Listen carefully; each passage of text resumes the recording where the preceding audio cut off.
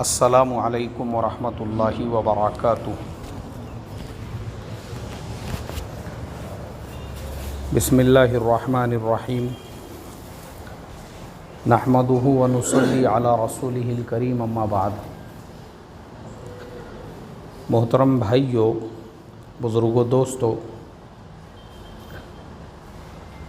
सबसे बड़ी मुझे खुशी जिस बात की है वो ये है कि माशाअल्लाह आप तमाम लोग, अल्लाह ने आपको दावत की मुबारक मेहनत के लिए कबूल किया। तो मैं हमेशा एक बात ये बोलता हूँ कि जिस आदमी को भी अल्लाह ने दावत की मेहनत के लिए कबूल किया हुआ है, उसने इस नेमत के मिलने पे 2 रकात शुक्राना रोज़ाना पढ़ना चाहिए। शुक्राना नमाज जो है ना, 2 रकात, ये रोज़ाना सिर्फ़ और सिर्फ़ इसलिए पढ़ना चाहिए कि अय अल्लाह तूने मुझे दावत की मुबारक मेहनत अता फ़रमाई। क्या अता फ़रमाई भाई? ये दावत की मेहनत ही है जो आप लोग यहाँ पे बैठे हुए हैं। मैं आपके सामने बैठ के बात कर रहा हूँ। हमारे सरों पे टोपियाँ हैं, चेहरों पे दाढ़ियाँ हैं, और हमारे पूरे इलाके में ये जो दीन का माहौल है, किसका तुफ़ैल है भाई?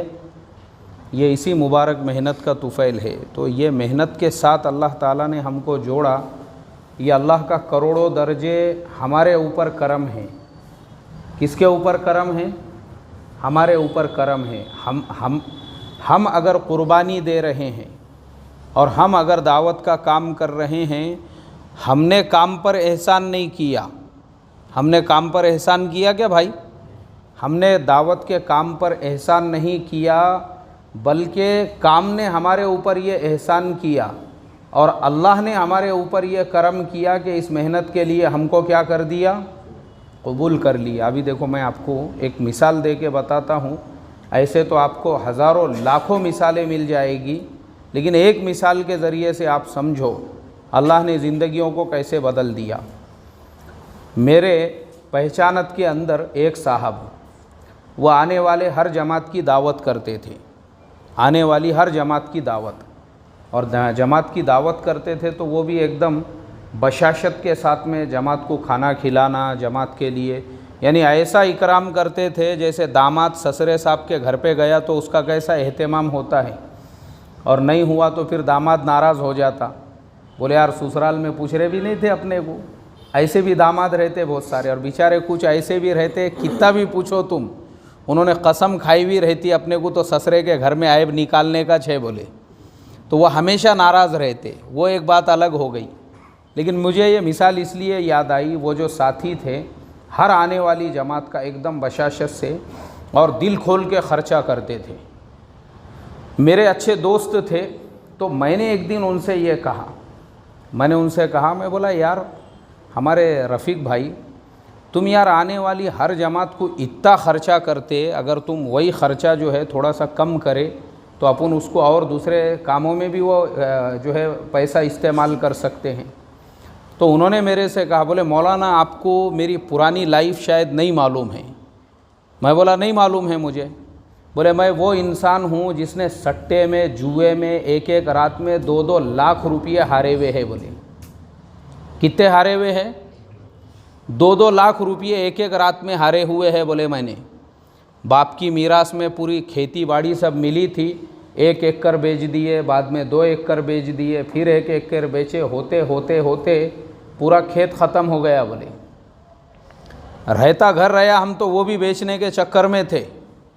लेकिन उसी वक्त के अंदर अल्लाह तबारक व तआला ने ये बेचारे जो तबलीग वाले हैं, अगर बोले उसकी आंखों में एकदम आंसू बहने लग गए उसकी आंखों से। उसने बोला मौलाना अगर ये मेहनत नहीं रहती ना, कहाँ पड़े हुए रहते थे कुछ मालूम नहीं था। बोले वो तो अल्लाह का करोड़ों दर्जे करम हो गया कि उसी वक्त में ये बेचारे हमारे दरवाज़ों पे आके हमारी खुशामद करके, हमारे दाढ़ी ठुड्डी में हाथ डाल के और हमारी मिन्नत करके और समाजत करके और हमको समझा के और हमको बुझा के इन्होंने 3 दिन लेके गए। तो थोड़ा बहुत समझ में आया। बोले कि नहीं यार, वाकई में भी इस ज़िंदगी का मकसद खाली ये नहीं है। उसके बाद फिर और अल्लाह के रास्ते में वक्त लगाए, फिर 4 महीने निकले, फिर चिल्ले लगने लगे। ज़िंदगी का मकसद समझ में आ गया। मौलाना बाप दादा की मिली हुई पूरी ज़मीन सट्टे में हारे हुआ आदमी हूँ, बोले मैं जुए के अंदर 2-2 लाख रुपये एक एक रात में हमारे जो है हारे हुए हैं। बोले अब आप सोचो, उसके बाद ये मेहनत के बरकत से अल्लाह ताला ने ज़िंदगी सही रूटीन पे लाया। काहे पे लाया? सही रूटीन पे। और जब ज़िंदगी सही रूटीन के ऊपर आई, देखो ये दावत की मेहनत का खासा है ये। जब आदमी इस काम में लगता है ना, उसकी बाकी की सारी लाइनें ऑटोमेटिकली सेट हो जाती है। बाकी सारी लाइनें क्या हो जाती है भाई? कैसे हो जाती है? क्योंकि सारे फजूल ख़र्चे उसके बंद हो जाते हैं, उसको हराम हलाल की तमीज़ आ जाती है। तो इंसान खुद सारे हराम से जब बच जाता है तो फिर उसके ज़िंदगी की तरतीब सही रूटीन पे आती है। बोले मौलाना उसके बाद जब ये लाइन में लगे और ये काम में लगे और ज़िंदगी समझ में आई, तो जब ज़िंदगी सही रूट पे आ गई तो अल्लाह ने दुनिया को भी सही रूट पे क्या कर दिया? हमारे डाल दिया। और जब दुनिया भी सही रूट पे आ गई तो माशाअल्लाह अल्लाह के फ़ज़ल करम से दोबारा से कमाने लग गए और दोबारा से पैरों पे खड़े हो गए। और जितना नुकसान दावत से पहले बुरे कामों की वजह से ज़िंदगी पे पड़ा था और जितने घाटे हुए थे, सारे अल्लाह ने ये मेहनत की बरकत से रिकवर कर लिए। बोले मौलाना अब तुम ही मेरे को बोलो, एक एक रात में मैंने 2-2 लाख हारे हुए हैं, अगर एक जमात की दावत पे मैंने 2000 खर्चा कर दिए तो क्या बड़ा काम कर लिया मैंने? बताओ। बोले अब तुम मुझे बोलो, बोले तुम मुझे।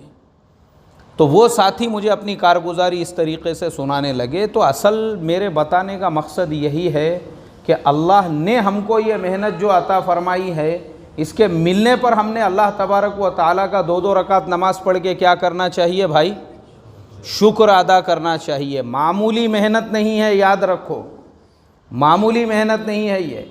खाली ये मेहनत का मकसद सिर्फ इतना भी नहीं है कि हमको 6 नंबर के ऊपर इसके ज़रिए से तकरीर आ जाए, इसके ज़रिए से हम बड़े बन जाए, या इसके ज़रिए से ज़िम्मेदार बन जाए, या इसके ज़रिए से अकाबिर बन जाए और इसके ज़रिए से लोग हमको अपना बड़ा मानने लग जाए और लोग हमारे पीछे पीछे चलने वाले लग जाए, या हम जो है माशाअल्लाह हम जो है तकरीर वग़ैरह के अंदर भी एकदम एक्सपर्ट बन जाए। ये बहुत छोटा और महदूद जो है दायरा है ये तो ये काम के हिस्से भी नहीं है। असल जो ये काम है, अगर एक इंसान खुलूस के साथ, काहे के साथ में भाई? खुलूस खालिसतन अल्लाह तबारक व तआला को राज़ी करने के लिए ये मेहनत करे, खुलूस के साथ। हज़रत मौलाना उमर साहब पालनपुरी रहमतुल्लाह अलैह फरमाया करते थे, बोले कोई आदमी 4 महीने अल्लाह के रास्ते में, कितने महीने भाई? सिर्फ 4 ही महीने, 4 महीने अल्लाह के रास्ते में निज़ामुद्दीन की तरतीब पे लगाए। यानी जितना निज़ामुद्दीन वाले बोल रहे हैं बस उतना ही करने का। कितना करने का? जितना निज़ामुद्दीन से बात चलाई जा रही है, दावत का काम ऐसा करो, उतना ही करने का। अपनी तरफ से कोई कमी बेशी नहीं करने का, सिर्फ मान कर, क्या करके? मान कर अगर वो 4 महीने अल्लाह के रास्ते में लगाए, मैं इस बात की गारंटी देता हूँ अल्लाह उसको वली बनने से पहले मौत नहीं देगा। कौन फरमाया करते थे भाई ये बात? अरे भाई बोलो ना, कौन से मौलाना? मौलाना उमर साहब पालनपुरी रहमतुल्लाह अलैह। ये हमारे बड़ों में थे, हमारे अकाबिर में थे। ये जो बुज़ुर्ग लोग हैं, हमारे हाजी साहब और जो पुराने लोग जो लगे हुए होंगे, उन्होंने उनको देखे होंगे। अभी समझो आजकल के जो बच्चे हैं 20-22 साल जिनकी उम्रें है, शायद उन्होंने नहीं देखे होंगे, लेकिन पुराने लोगों ने हज़रत मौलाना उमर साहब पालनपुरी रहमतुल्लाह अलैह को देखे होंगे। हमारे बड़े थे, हमारे अकाबिर थे, हमारे बुज़ुर्ग थे, और पूरी ज़िंदगी उन्होंने निज़ामुद्दीन की 4 दीवारी में लगा दी है। वहीं उनका इंतकाल भी हुआ, उसी 4 दीवारी की मेहनत में। तो वो ये बात फरमाया करते थे, ये मेहनत खाली ये तकरीर सीखने की, 6 नंबर सीखने की, बयान करने की और अकाबिर बनने की मेहनत नहीं है, ये बड़ा बनने की, बुज़ुर्ग बनने की। बल्कि इस मेहनत का सबसे बड़ा खासा ये है कि तुम जितना बड़े फरमा रहे उस नहज और उस एतबार से करो, अल्लाह तुमको वली बनने से क्या नहीं देगा भाई? मौत नहीं देगा, मौत। इतने गारंटी के साथ बोलते थे। अच्छा, खाली बोलते नहीं थे। अब मैं आपको बताता हूँ, एक ऐसे ही खेड़े में, देहात में हम ऐसे आदमी से मिल चुके हैं। हमारी पैदल जमात चल रही थी एक इलाके के अंदर, और वो इलाके के अंदर जो है बेचारा गाँव में जो लोग साथ देते हैं ना, तो खेड़ा एकदम ऐसा देहात के बस भी नहीं जाती थी बराबर से, और हमारी पैदल थी जमात। हम लोग वहाँ पहुँचे हुए तो एक साहब जो है वो फजर के बाद में हम लोगों के से बात किया करते थे। तो एक दिन उन्होंने बात बात में ये कहा, बोले याद रखो ये जो मेहनत है ना, ये मेहनत, इस मेहनत के अंदर जितना बड़े फरमा रहे हैं उस एतबार से तुम काम करो। एक वक्त आएगा अल्लाह तुमको दुनिया में, आज तक तो खाली लोगों ने किताबों में पढ़े कि फ़रिश्ते ऐसे होते हैं, फ़रिश्ते वैसे होते हैं, जन्नत के बाग ऐसे होते हैं और जन्नत के बाग वैसे होते हैं। तुम खाली ये काम करो, काय के साथ में, खुलूस के साथ। अल्लाह दुनिया में फ़रिश्तों से तुम्हारे मुसाफे कराएंगा। कहाँ पे कराएंगा भाई? हाँ, और ये बातें असल में हमारे हज़रत जी मौलाना साहब मना फरमाते हैं कि करामतें वग़ैरह बिल्कुल हमारे बयानों में नहीं होना चाहिए बोल के। ये जो बातें हैं ना करामतों वग़ैरह की और ये सारी बातें, ये बिल्कुल नहीं होना चाहिए। ये इसीलिए, लेकिन अब मौजू निकला बोल के मैंने थोड़ा सा इशारतन आपको बता दिया, वरना अगर मैं आपको सुनाने के लिए बैठूँ ना तो इतने वाक़ियात है कि अभी क्या बताऊँ मैं आपको। लेकिन शर्त उसके लिए है कि हमारे दिल में क्या होना चाहिए? खुलूस होना चाहिए। हमारा अंदर का नफ्स क्यों नहीं बलता? हमको हमारे फ़रिश्तों से मुसाफे क्यों नहीं होते? अब किसी के जहन में बात आएंगी, यार मौलाना तुम बोल रहे फ़रिश्तों से मुसाफे होते हैं, साला मेरे तो 4 महीने लग गए हुए हैं, 50 चिल्ले लग गए हुए हैं, सारे रिकॉर्ड बना के मैंने छोड़ दिया और मेरे तो अभी तक नहीं हुआ मेरा मुसाफा ऐसा। और कैसे क्या फ़रिश्तों से मुसाफे होते हैं? सिर्फ 2 जुमलों में मैं आपको उसका हल बताऊँगा। कितने जुमलों में? 2 जुमलों में। सिर्फ और सिर्फ इसलिए नहीं होते हैं क्योंकि अगर हम दावत के काम के ताबे बनकर चलेंगे तो इंशाअल्लाह ज़रूर हमारे मुसाफे होंगे। काय के ताबे बनकर चलेंगे?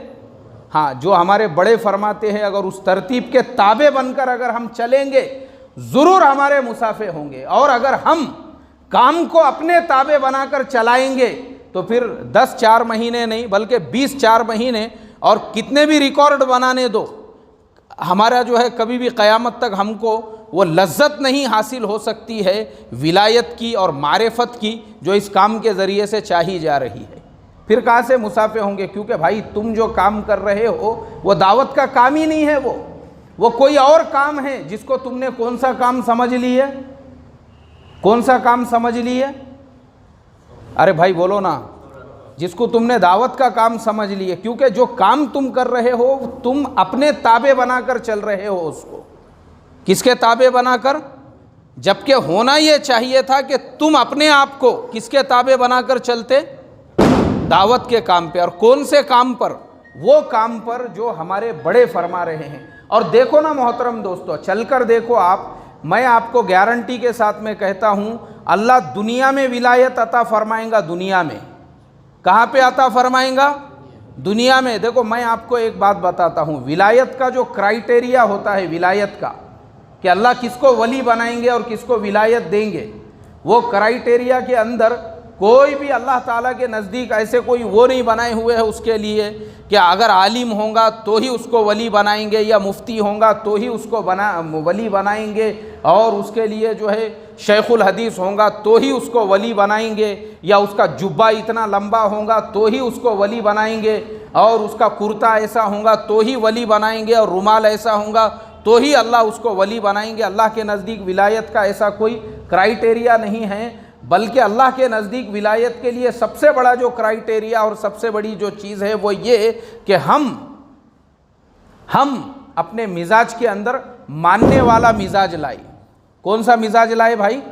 हाँ, जिसके अंदर भी मानने का जज्बा होगा, जो भी मानकर चलने वाला होगा, जो भी अपने आप को छोटा समझकर चलने वाला होगा और जो भी अपने आप को उसूलों के ताबे बनाकर चलेगा और काम को और मेहनत को अपने उसके ताबे बनाकर अपने आप को लेकर चलेगा, ज़रूर अल्लाह ताला उसको विलायत अता फरमाएंगे। ये इतना ऊंचा काम है जो अल्लाह ताला ने किसको अता फरमाया है भाई? हमको अता फरमाया है। मुझे आप बताओ ना, छोटा काम है क्या भाई? ये मामूली काम है?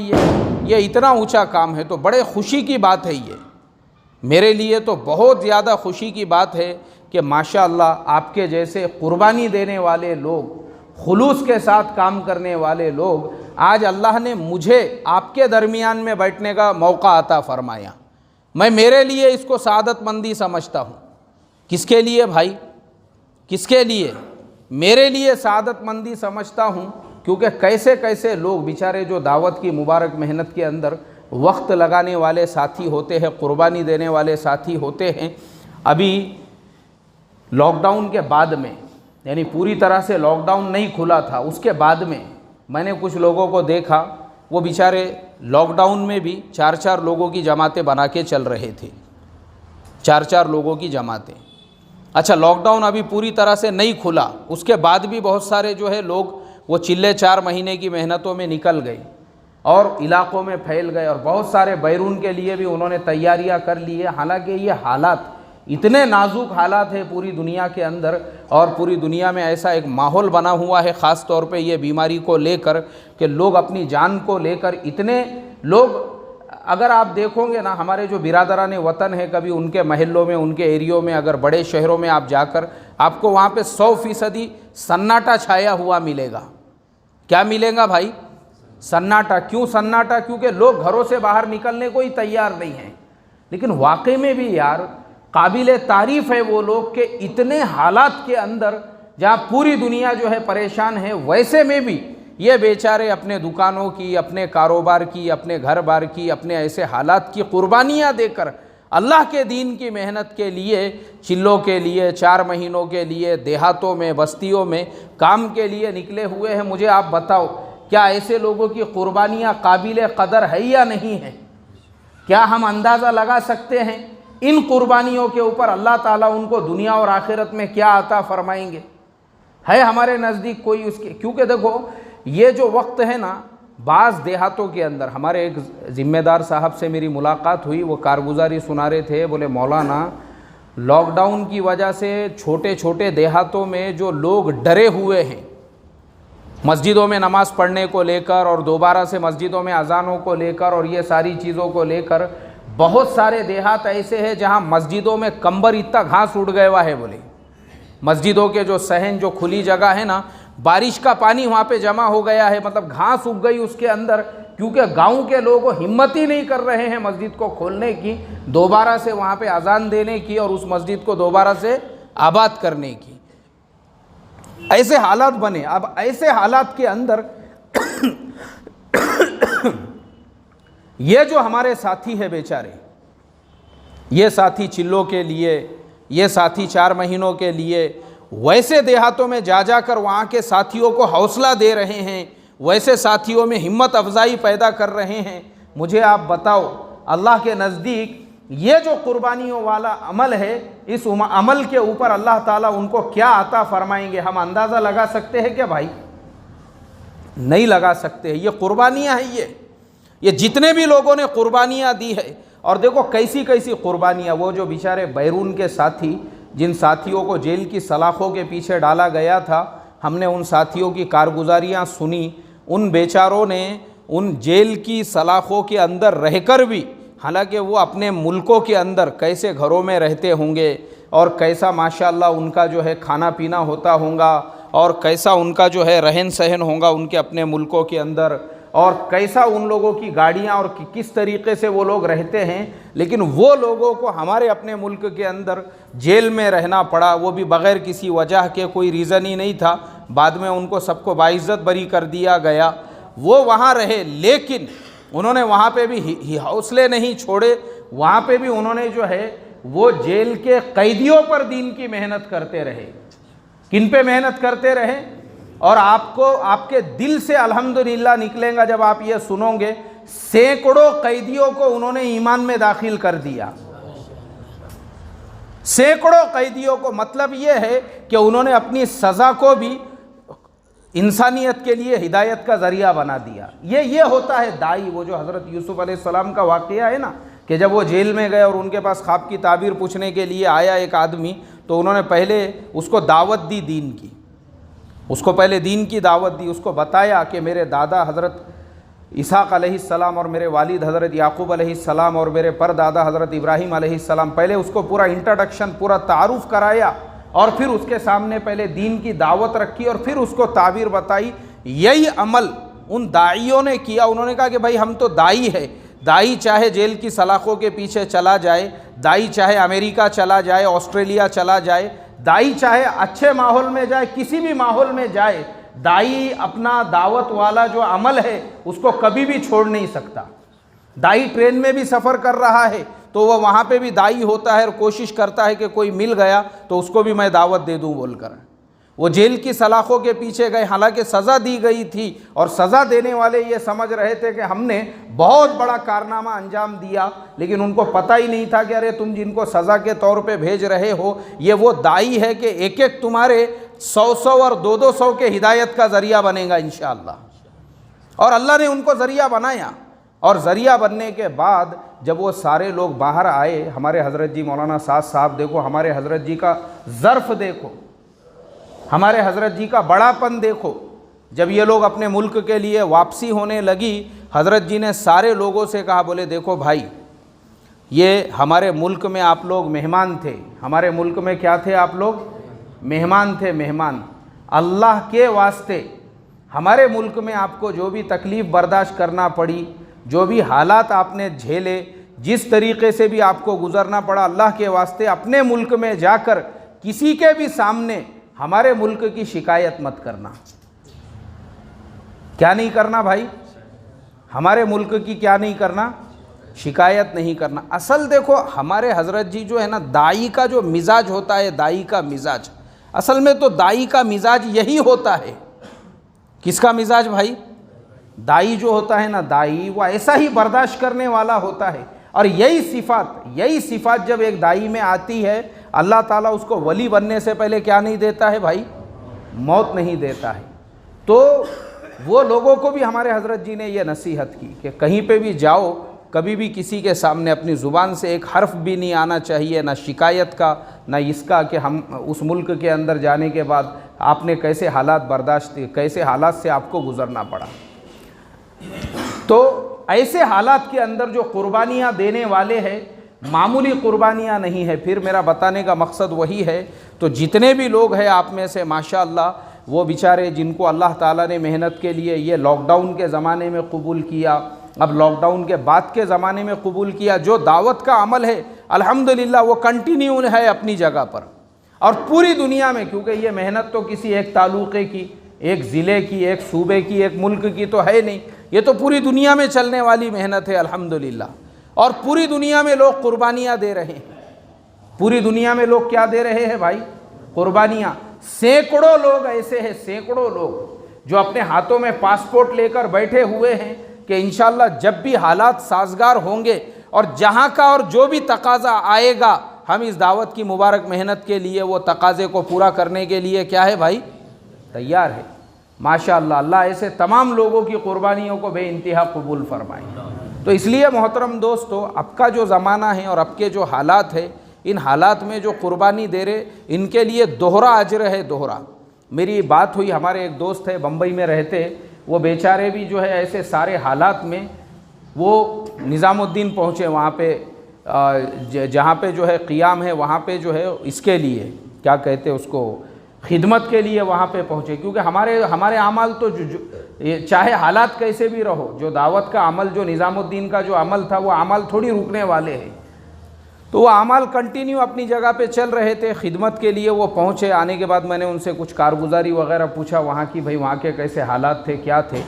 तो उन्होंने बताया कि बहुत सारे लोग ऐसे हालात में भी, जबकि प्लेन के टिकट के लिए आज कई किस्म की, कई तरह की जो है पाबंदियाँ लगी हुई है, उन सारी पाबंदियों के बावजूद, क्योंकि आज पाबंदी बोले तो ऐसी पाबंदी है प्लेन के टिकट की कि अगर आपने टिकट ली है तो पहले आपने मेडिकल चेकअप कराने का, उसका सर्टिफिकेट साथ में लेने का, वो सर्टिफिकेट लेके एयरपोर्ट पे जाने का, उसका भी टाइम है इतने इतने घंटों के अंदर।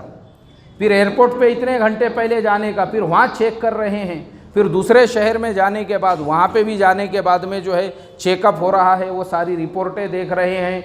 बहुत सारी समझो उन्होंने पाबंदियाँ लगाई, उसके बावजूद प्लेन के ज़रिए से सफ़र करके निज़ामुद्दीन जाना, वहाँ पे जो है खिदमत के लिए वक्त गुजारना। तो वो सारी कारगुजारी जब मैंने सुना, ये मुजाहिदों के बावजूद हमारे कुछ साथी माशाअल्लाह वो लगे हुए हैं, डटे हुए हैं और पूरी मेहनत के साथ में जो है अभी भी जो है चिल्लों की और 4 महीने की और हर तरह के तकाज़ों पे। तो मैंने हमारे वो साथी से कहा, मैंने कहा देखो ये जो कुर्बानियाँ हैं, अब की जो कुर्बानियाँ हैं, इन कुर्बानियों की मिसाल वैसी ही है जैसे अल्लाह के नबी सल्लल्लाहु अलैहि वसल्लम का जब विसाल हो गया था। और उस विसाल के बाद में जो मुसैलिमा कज़्ज़ाब था, जो झूठा नबी था ना, मुसैलिमा कज़्ज़ाब, वो खड़ा हुआ और उसके अलावा और भी बहुत सारे झूठे नबी खड़े हुए और बहुत सारे लोग मुर्तद होने लगे और बहुत सौ ने ज़कात का इनकार कर दिया और वही लोग हज़रत अबू बकर सिद्दीक़ रज़ी अल्लाह ताला अन्हु के मुकाबले पे खड़े हो गए। अब हज़रत अबू बकर सिद्दीक़ रज़ी अल्लाह ताला अन्हु ने सारी चीज़ों को बाजू में रखकर पहली फ़ुर्सत के अंदर ये ज़रूरी समझा और ये मुनासिब समझा कि ये जितने भी फितने खड़े हुए हैं इनको मुँह तोड़ जवाब दिया जाए। उस वक्त के अंदर जो लोग हज़रत अबू बकर सिद्दीक़ रज़ी अल्लाह ताला अन्हु के साथ में खड़े हुए थे, ये पूरे के पूरे जो जितने भी फितने उभरे थे उन फितनों को दबाने के लिए अल्लाह ताला ने उनकी फ़िक्रों के ऊपर सारे फितनों को ख़त्म किया और हज़रत अबू बकर सिद्दीक़ रज़ी अल्लाह ताला अन्हु ने इस उम्मत के ऊपर सबसे बड़ा एहसान ये किया, सारे फितनों को कुचलने के बाद उनके बाद जो हज़रत उमर का ज़माना आया और बाकी के जितने भी खुलाफा थे उनके लिए एक पूरा क्या पूरा उन्होंने ज़मीन को हमवार कर दिया। क्या कर दिया भाई? क्योंकि उनके बाद जो लोग आए, हज़रत उमर फ़ारूक रज़ी अल्लाह ताला अन्हु हो या हज़रत उस्मान गनी, इन लोगों के यानी ये जब लोग आए तो उस वक्त के अंदर उन लोगों के ज़माने में ये फितने वग़ैरह जो है जो हज़रत अबू बकर के ज़माने में जो सब कुचल दिए गए। अब डायरेक्ट फुतूहात का ज़माना शुरू हो गया और नए नए मुल्क फ़तेह होने लगे। ईरान फ़तेह हो गया, दिमश्क और मुल्क शाम फ़तेह हो गए, मिस्र फ़तेह हो गया और पूरी यानी तकरीबन पौन दुनिया के ऊपर हज़रत उमर फ़ारूक रज़ी अल्लाह ताला अन्हु के लिए अल्लाह ने फुतूहात के जो लिए ज़मीन को साजगार कर दिया। लेकिन वो जो ज़मीन साजगार हुई और फिर हज़रत उस्मान गनी रज़ी अल्लाह ताला अन्हु के ज़माने में मुसलमान यूरोप तक चला गया। कहाँ तक चला गया? यूरोप के अंदर, यूरोप के मुल्कों में भी जो है वहाँ पे भी दीन पर इस्लाम की दावत वहाँ तक पहुँच गई और इधर चाइना तक अल्हम्दुलिल्लाह जो है मुसलमान पहुँच गए, क्योंकि हज़रत उस्मान गनी रज़ी अल्लाह ताला अन्हु के ज़माने का लिखा हुआ कुरान अभी भी है चाइना के अंदर, जो उसी ज़माने में उन्होंने हदिये के तौर पे वहाँ के बादशाह को भेजे थे और उसके साथ में जो है इस्लाम की दावत भी उन तक पहुँचाई थी हज़रत साद इब्न अबी वक्कास रज़ी अल्लाह ताला अन्हु के ज़रिए से। शायद आप लोगों को मालूम नहीं होगा या हो सकता कुछ लोगों को ये बात मालूम भी हो कि हज़रत साद इब्न अबी वक्कास रज़ी अल्लाह ताला अन्हु का की जो कब्र है वो चाइना में है। कहाँ पर है भाई? चाइना में है। ग्वांगजू एक शहर का नाम है, वहाँ पे बहुत बड़ा शहर है वो। तो वो वहाँ उस शहर के अंदर हज़रत साद इब्न अबी वक्कास रज़ी अल्लाह ताला अन्हु की और वहीं पर उस मुल्क की सबसे पुरानी मस्जिद है जो पूरी के पूरी लकड़ियों की बनी हुई है वहाँ की। तो मैं ऐसे ही एक इस पे पढ़ रहा था, क्या बोलेंगे उसको, ये पूरी इन्फॉर्मेशन कि भाई चाइना में सबसे पहले इस्लाम कैसे पहुँचा। तो उसके अंदर मुझे ये पढ़ने के लिए मिला कि हज़रत उस्मान गनी रज़ी अल्लाह ताला अन्हु ने हज़रत साद इब्न अबी वक्कास रज़ी अल्लाह ताला अन्हु को चाइना की तरफ भेजा था और उनके हाथ से जो है वो कुरान हदिये के तौर पे वहाँ के बादशाह के लिए, फिर वही सहाबा ने उस इलाके के अंदर जो है दीन की ईमान की मेहनतें की और अपना मज़ार भी वहाँ पे ही उन्होंने बना लिया।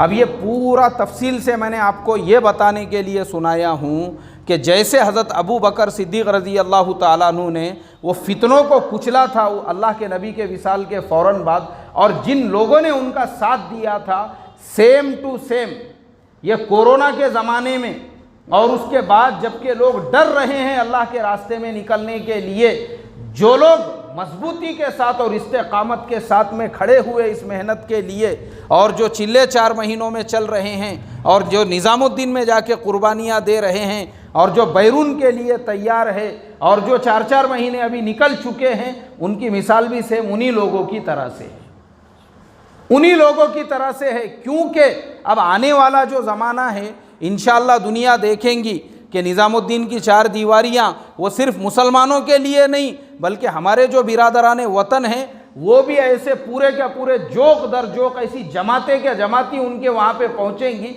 और वो बोलेंगे भाई हमको ईमान में दाखिल करो। काय में दाखिल करो भाई?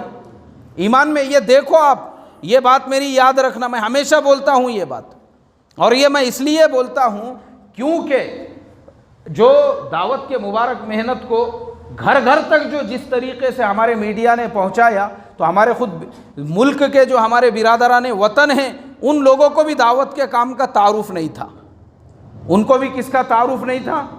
उनको भी नहीं मालूम था। मेरे साथ में कुछ हमारे जो है हमारे भाई काम करते हैं बिरादराने वतन, एक दिन उन्होंने मेरे से पूछा, अरे बोले सय्यद भाऊ हे तबलीगी जमात काय अस्तित्व? बोले तबलीगी जमात ते दाखवतात मीडिया चॅनलवरती. अरे मैं बोला मी सुद्धा तबलीगी जमातचाच एक कारकून आहेत. अरे काय म्हणतात बोले तुम्ही आणि काय असतात बोले हे? फिर मैंने उनको समझाया. मैं बोला अरे भाई गाँव खेड़े में तुमने देखे होंगे ना, बहुत सारे लोग ऐसे थैले लेके और बैग लेके और वो जो है पैजामा एकदम ऊपर चढ़ाए. अरे बोले ते लोक असतात का? आमचे गावात आहेत बोले बरेच लोग ते करतात. हर एक दरवाजे पे जा के लोगों को समझाते, बोलते उनको तबलीगी जमात बोलते क्या? मैं बोला हाँ. अरे वो तो बहुत अच्छे लोग रहते बोले. मैं बोला हाँ वो रहते, अब क्या करेंगे उनको, वही लोगों को. बोले यार मालूम ही नहीं है अपने को भी, बचपन से अपन यहाँ रहते. मरकज़ वहाँ है क्या? बोले उनका मरकज़ बोले तो क्या रहता? मैं बोला मरकज़ बोले तो एक सेंटर को बोलते, जैसा अपना जो एक वो रहता ना. मैं बोला उसको समझाया मैंने, उसको मरकज़ बोलते. मैं बोला मरकज़ बोले तो अरबी लफ्ज़ है वो, उसके मायने ये होते हैं. अच्छा बोले ऐसा है, वो दिल्ली में है क्या? मैं बोला हाँ दिल्ली में. फिर मैंने उसको पूरी तारीख़ बताया. मैं बोला भाई ये जमात कोई आज जुम्मा 8 दिन से नहीं है, बल्कि जो लोग आज तबलीग की बात कर रहे हैं उनके बाप भी पैदा नहीं हुए थे, उनको दे दो छोड़ के.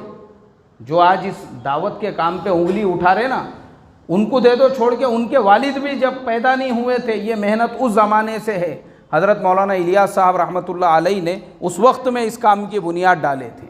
लेकिन अब ये बच्चे हैं, इनको मालूम नहीं है. तो फिर उनको समझ में आया, अरे बोले यार अपने को मालूम ही नहीं है, हम वही सोच रहे कभी सुने नहीं थे ये क्या है. तो आज क्या हो गया, घर बैठे बैठे पूरी दुनिया के अंदर तबलीग का क्या हो गया भाई, तारुफ हो गया. जैसा मैंने बताया ना, बैरून के साथियों को जेल की सलाखों के पीछे डाल के इन्होंने ये समझे कि हमने अपना काम करे. अरे तुमने तुम्हारा नहीं हमारा काम करे. किसका काम करे?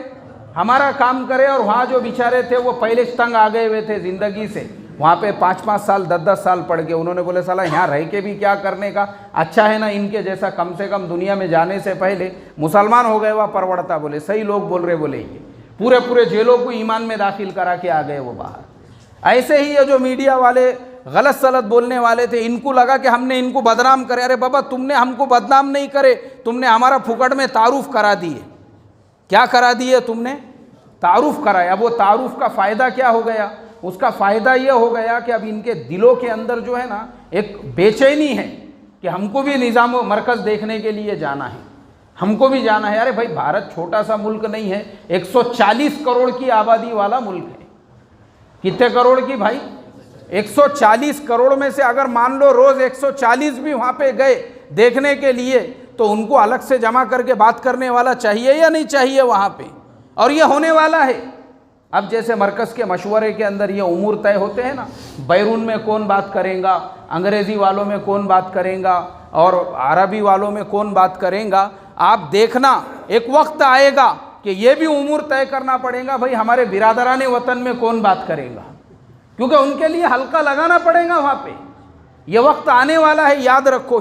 क्योंकि जो हालात हज़रत अबू बकर सिद्दीक़ रज़ी अल्लाह ताला, वो मुजाहिदे वाले हालात थे. कैसे हालात थे भाई? मुजाहिदे वाले हालात थे वो जो हज़रत अबू बकर के ज़माने में जो हालात आए. लेकिन उन्होंने क्या किया कि उनके जो लोग उस वक्त में अच्छे लोग वो हज़रत अबू बकर के अगेंस्ट में खड़े हो गए, लेकिन जो उनके साथ में थे और उन लोगों ने पूरी मेहनत की, और मेहनत करने के बाद वो सारे फितने जब ख़त्म हुए, उसके बाद फुतूहात का ज़माना आया. ये होने वाला है.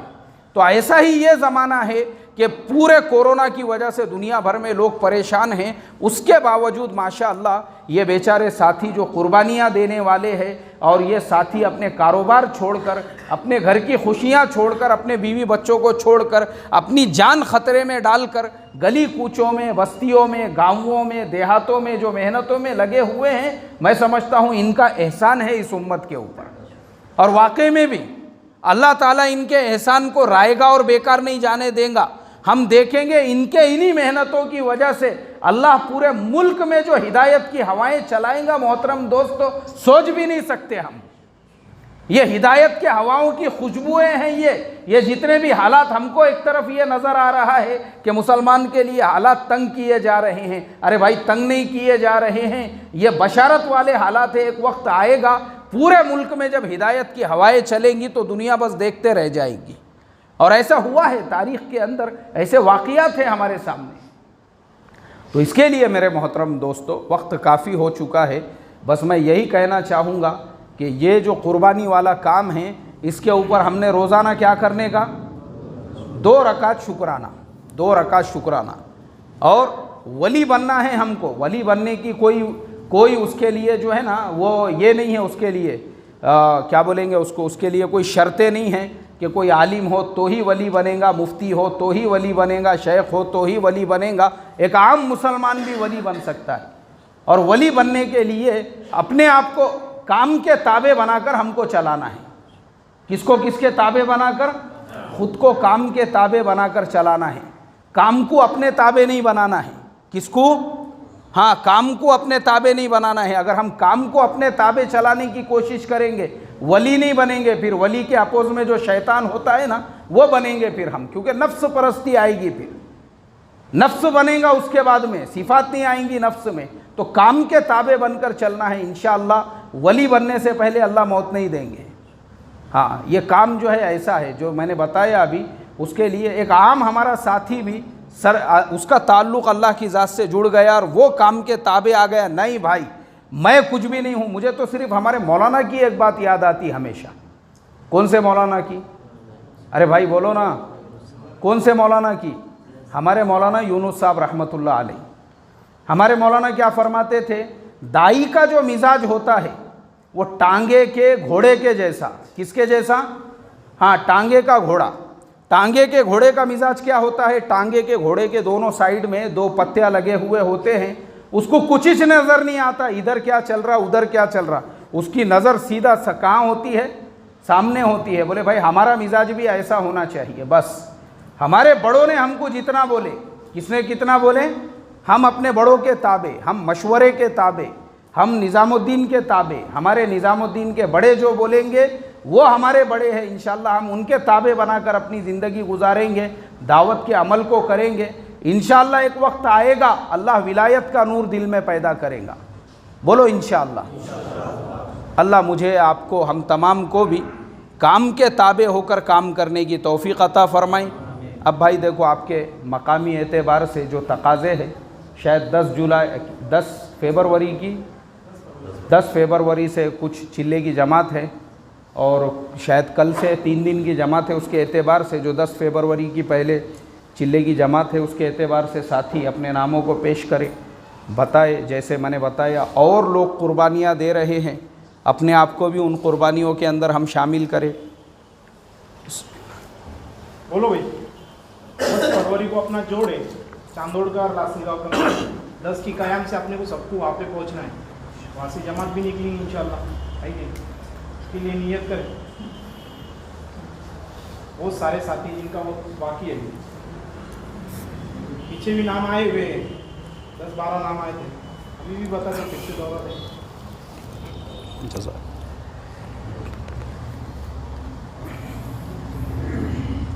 बोलो भाई।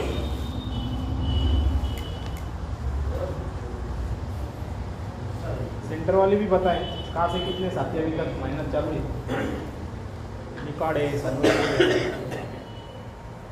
बोलो, मौलाना की बात समझ में नहीं आएगी, फिर से बोलो मौलाना। नहीं, माशाल्लाह। देखो, साथियों को देख के तो मुझे बड़ी खुशी हो रही है। साथियों के चेहरे पे जो बशाशतें हैं माशाल्लाह, और काफ़ी माशाल्लाह लासल गांव के साथियों की कुर्बानी भी है, क्योंकि नासिक ज़िला मशहूर व मारूफ़ है। हाँ, तो उस एतबार से नासिक में जो लोग दावत के काम में लगे हुए हैं या जिनकी भी कुर्बानियाँ हैं, इस एतबार से बहुत बड़ी कुर्बानी है उनकी और दीगर इलाक़ों के मुकाबले में। बोलो भाई, यूनुस भाई माशाल्लाह। शेख बस्ती काफ़ी वक्त बाकी, नियत अज़ाइम करो साथी। हाँ, अज़ाइम करे, इरादा करे। हाजी इलियास साहब के ऐसे सौंदरपुर माशाल्लाह। और बोलो भाई, और बोलो। नेहाल भाई देवगांव माशाल्लाह। नेहाल भाई, हिजरत भाई माशाल्लाह। सौंदरपुर, मकामी नाम भाई सौंदरपुर जी। माशा नांदूर वालों का आएगा नंबर, रुको मेरे पीछे क्या है बैठे। नांदूर मगमेश्वर? ऐसा जा रहा है।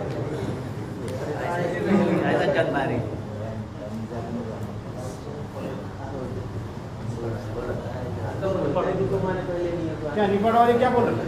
पूरी जमात देंगे ऐसा? कुछ मेहनत तो चालू हुई ना। विंचुर वाले भी बोल सकते हैं, ऐसा कुछ नहीं है। सोनेवाड़ी माशा भाई, साजिद भाई, माशाअल्लाह लासलगांव, माशाअल्लाह समझू भाई सोनेवाड़ी, माशाअल्लाह माशाअल्लाह साजिद लासलगांव। माशाअल्लाह माशाअल्लाह। बच्चों में भी अच्छा मिजाज दिख रहा दावत का, बच्चे भी बहुत अच्छी बड़ी तादाद में आए। मकतब में पढ़ते ना बच्चों सब? हाँ, मकतब में भी पढ़ने का पाबंदी से, समझ में आया ना? एक दिन भी छोड़ना नहीं मकतब। और बोलो भाई, 8-9 नाम हो गए, बोलो भाई। नजीर बाबा निपाड़, माशाअल्लाह माशाअल्लाह माशाअल्लाह। एक जमात के आदान करे थे सेंटर वालों ने। अपने सूबे के जिम्मेदार लोग आने वाले 10 फरवरी को, उनका सफ़र शुरू होगा। अपने 2 गांव मिला के, जैसे लॉकडाउन है अभी, उसकी वजह से 2 गांव मिला के किए, है कि नहीं? 2-3 घंटे का प्रोग्राम है। 10 की कयाम से 11 की सवेरे में 10 बजे तक हो जाएगा। तो वहाँ से ये जमात अपने सेंटर में काम करेगी, बाहर कहीं जाना नहीं है। अपने जितने 10-12 सेंटर है, इसी में चलना है अपने को। थोड़ी फिक्र कर लेंगे इंशाल्लाह। हर बस्ती वाले 1-1, 2-2 साथी देंगे तो अपने 13 देहात 26 साथी तैयार हो जाएंगे। 3-4 जमातें बनाना पड़ेगी, ज़्यादा भी नहीं भी दिए तो, है कि नहीं? करेंगे ना इंशाल्लाह। कल से 3 दिन की जमातें, मंगल बुध जुमेरात, मैं भी तैयार है इंशाल्लाह उसमें। मुजफ्फर भाई बोलो और साथ खड़े रह के लिखा भाई। शौकत भाई, शौकत भाई, अल्लाह कबूल करे, बोलो भाई। आमीन मती, अल्लाह कबूल करे, माशाअल्लाह। बोलो भाई। खड़े रह के लिखा था समीर, माशाअल्लाह रेहान, माशाअल्लाह रेहान, और बोलो भाई।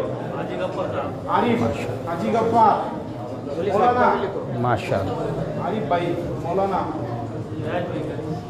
और बोलो भाई। हर साथी जा सकते भाई, 3 दिन का कोई मसला नहीं। खड़े रहे ना। सोहेल भाई, माशाअल्लाह माशाअल्लाह, बहुत अच्छा। और बोलो भाई। हाफिज साहब कौन से? सलमान, हाफिज सलमान, अल्लाह कबूल करे। माशाअल्लाह माशाअल्लाह दिल्ली माशाअल्लाह वाले माशाअल्लाह निफाड़ वालों के नाम नहीं आ रहे क्या बात? जाना कल से जमा दे। निपाड़ वाले क्या बोल रहे हैं? हाजी साहब 3 दिन साथ में चलो। क्या 8-9-10 ना? भेजेंगे ना? 8-9-10 से जमात रहेगी निफाड़ की इंशाल्लाह। 8-9-10 ना? अभी बोलो कल से अलग अलग रहेंगी कि निफाड़ वो दोनों मिला के? दोनों मिला के पर कल से बोलो, कल से। क्या शकील भाई क्या बोल रहे हैं? कोरोना ड्राइवर है ना, कब तक अभी? और देखो 12 नाम हो गए माशाल्लाह। कल सवेरे 9 बजे माशाल्लाह। अपना 1 वक्त का तोशा लेके यहाँ पे पहुँचने का मस्जिद में। और सेंटर वाले जो साथी है जो 3 दिन में आने वाले, वो मशवरे में तय हो जाएगा। उसके बाद में आपको बता देंगे कहाँ पे जमा आएंगे, तो फौरन वहाँ पे पहुँच जाए, यहाँ पे भी तय होगा मशवरे से इंशाल्लाह। जी चलेगा ना? हाँ, रियाज भाई भी नहीं, उनको भी लेंगे। माशाअल्लाह। और दूसरा तकाजा जैसे अपने चांदोड़ का है, हर सेंटर में इसकी दावत चलाए भाई। अपने जितने भी काम करने वाले साथी है, चिल्ले 4 महीने लगे हुए, इनको तो सबको वहाँ पे लेके जाना है। वहाँ पे बात होंगी, उनके सामने बात आएंगी तो काम करने वाले बनेंगे। तो अपने पूरे सेंटर में 700 साथी ऐसे जिनका वक्त लगा हुआ है पूरे सेंटर में, तो सबको वहाँ पे पहुँचना है कि नहीं? अपने बड़े आएंगे, वो बात करेंगे, बातें सामने आएंगी तो समझ में आएंगी। और हफ्तेवारी इज्तिमा को भी थोड़ा फिक्र से साथी जो है हर जगह से 2-2, 4-4 कयाम से आए, है कि नहीं? रात में सोएंगे, उठेंगे, मांगेंगे तो कुछ ना कुछ। तो इसके लिए साथी इसकी भी फिक्र करें इंशाल्लाह। इंशाअल्लाह ज़रूर जी। और देखो भाई, असल जो काम है अपना मकामी काम भी है। साथी जो है मकामी एतबार से भी फ़िक्र ओढ़े कि अपने मकाम के ऊपर जो 5 काम की तरतीब है हमारा जो रोज़ाना का मशवरा है, हत्तल इम्कान कोशिश करे उसमें बैठने की और पूरे एहतमाम के साथ में। क्योंकि देखो मशवरा ऐसा होता है ना कि मशवरे के अंदर अल्लाह ताला की खुसूसी रहमतों का नुज़ूल और मरकत मशवरे के ऊपर जो है अल्लाह ताला का एक बहुत बड़ा हाथ होता है। तो मशवरा बहुत अहम, बहुत बड़ी चीज़ है ये। तो मशवरे के हम कहीं पर भी रहे कोशिश ये करें कि भाई मशवरे में मैं अपने पहुंचूं, ताकि जो क्या कारगुजारी है, साथियों ने क्या किए, फिर अपने को आगे क्या करना है, ये सारी उमूर अगर सामने रहेंगे तो उस एतबार से थोड़ा सा फ़िक्र पैदा होंगी।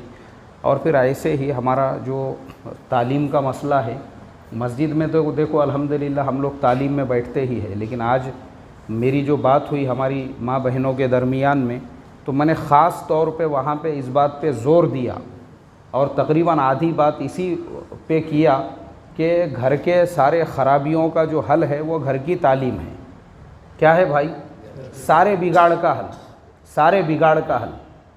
और वहाँ पे मेरी यही बात हुई कि देखो माँ बहनों के दरमियान में जिस घर में भी तालीम होंगी, इंशाअल्लाह उस घर की बेटी जहाँ पे भी जाएगी वो पूरे घर को जन्नत का नमूना बनाएंगी।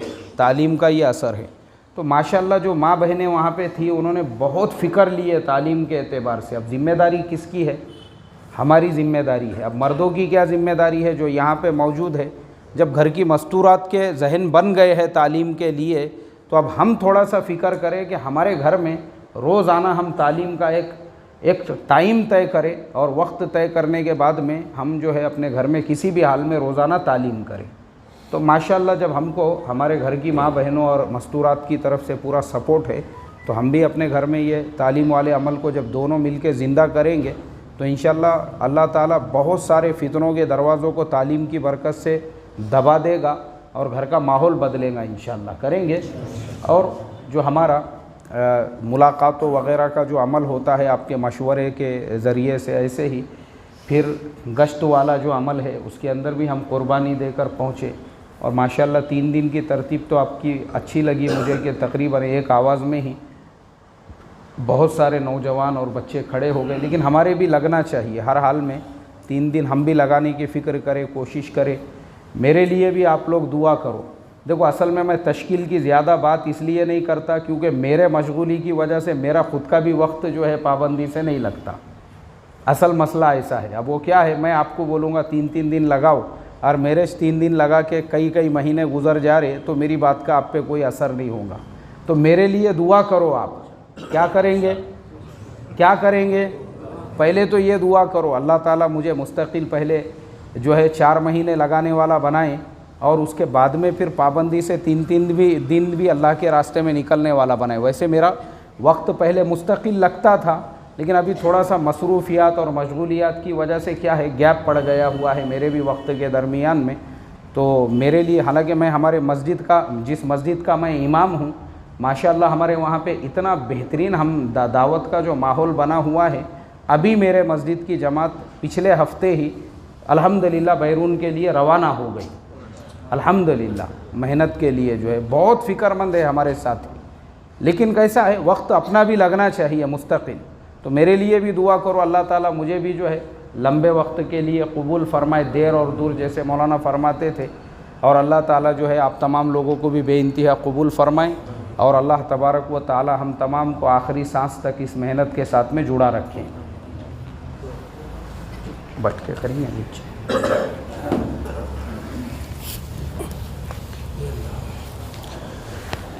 बिस्मिल्लाहिर्रहमानिर्रहीम। अल्लाहुम्मा सल्ली अला सय्यिदना व हबीबना व शफ़ीअना व मौलाना मुहम्मदिन व बारिक वसल्लिम।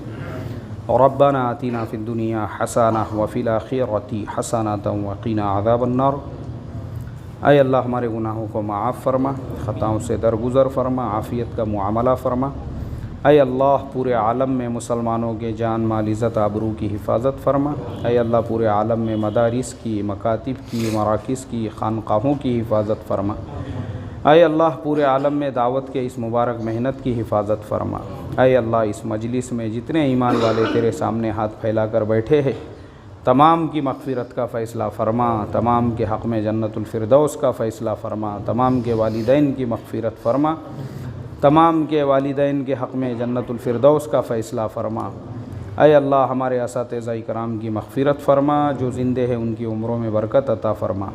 ऐ अल्लाह इस मजलिस में जो परेशान हाल है उसकी परेशानियों को दूर फ़रमा, जो कर्ज़ों में घिरे हैं उनको कर्ज़ों से नजात अता फ़रमा, जो बे औलाद हैं उनको नेक सालेह औलाद अता फ़रमा, जो नाजायज़ मुक़द्दमात में फंसे हैं उनको नाजायज़ मुक़द्दमात से खलासी और आज़ादी अता फ़रमा। ऐ अल्लाह तेरे बहुत सारे बंदों ने दुआ के लिए कहा है, लिखा है, उनके जायज़ मकासद को पूरा फरमा, उनके मुश्किलात को हल फरमा, उनके मुसीबतों को दूर फरमा। और ऐ अल्लाह हमारी दुआओं को अपने फ़ज़ल व करम से नबी पाक सल्लल्लाहु अलैहि वसल्लम की बरकतों से कबूल फरमा। सल्लल्लाहु तआला अला खैरि खल्क़िही मुहम्मदिन व अला आलिहि व अस्हाबिही अजमईन बिरहमतिका या। वे सब साथी ऊपर चले भाई। अरे अल्लाह, सब साथी ऊपर चलो भाई।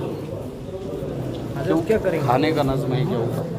सब साथियों के लिए सेंटर के लोग हैं ना, ऐसा पूरे सब सेंटर के लोग हैं। 15-15, 20-20 किलोमीटर से आए हुए हैं। ये चलो अच्छा है। नहीं नहीं माशाअल्लाह। याद क्या है शेर गिरते हैं ऐसे खुले। ऐसा माशाअल्लाह माशाअल्लाह।